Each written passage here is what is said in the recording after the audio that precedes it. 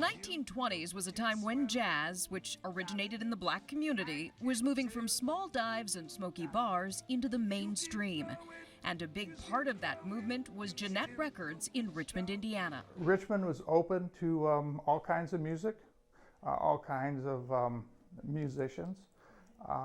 And they love talented people. Located close to the train tracks, Gennett executives would travel to Chicago and sometimes down to Tennessee to find untapped talent to record in their studio.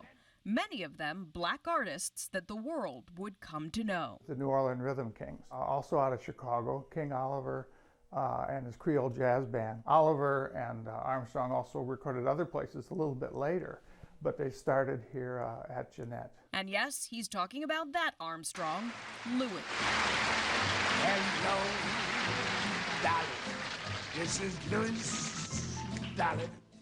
The greatest. Was it controversial to have an African-American artist recording in your studios at the time? Well, these guys had great talent, you know, and as long as Gennett could sell the records, they would record. Gennett, which now has a Walk of Fame where the actual recordings took place in the 20s and 30s, would go on to record Jelly Roll Morton, Blind Lemon Jefferson, Delta Blues Guy.